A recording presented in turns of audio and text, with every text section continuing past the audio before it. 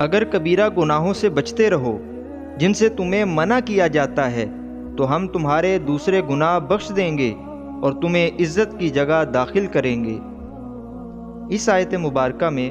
کبیرہ گناہوں سے بچنے پر صغیرہ گناہ بخشنے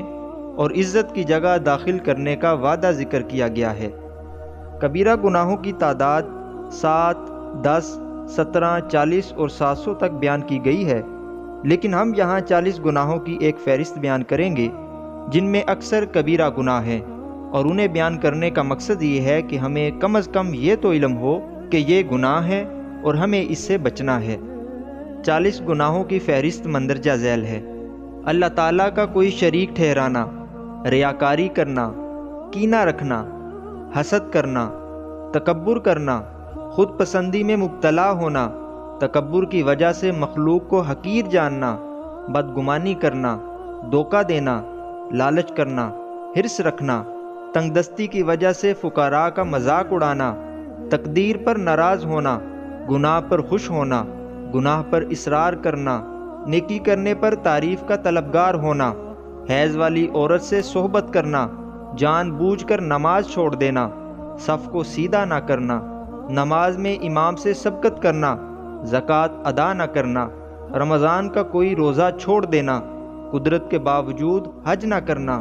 ریشمی لباس پہننا، مرد اور عورت کا ایک دوسرے سے مشابہت اختیار کرنا، عورتوں کا باریک لباس پہننا، اترا کر چلنا، مصیبت کے وقت چہرہ نوچنا، تھپڑ مارنا یا گریبان چاک کرنا، مقروض کو بلا وجہ تنگ کرنا،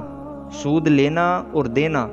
حرام ذرائع سے روزی کمانا، ذخیرہ اندوزی کرنا، شراب بنانا، پینا یا بیچنا، ناپ تول میں کمی کرنا، یتیم کا مال کھانا، گناہ کے کام میں مال خرچ کرنا، مشترکہ کاروبار میں ایک شریک کا دوسرے سے خیانت کرنا، غیر کے مال پر ظلماً قابض ہو جانا، اجرت دینے میں تاخیر کرنا اور امانت میں خیانت کرنا۔ یہ چند باطنی اور ظاہری گناہ ذکر کیے ہیں۔ ان سب گناہوں کی معلومات حاصل کرنا اور ان کے احکام سیکھنا بہت زیادہ ضروری اور لازم ہے، لیکن افسوس کہ ہمارے مسلمانوں کی ایک بڑی تعداد کو ان گناہوں کی تعریف تک یاد نہیں کہ یہ ہوتے کیا ہے۔ اللہ رب العزت کی بارگاہ میں دعا ہے کہ اللہ تعالی ہمیں ان گناہوں سے بچنے کی توفیق عطا فرمائے۔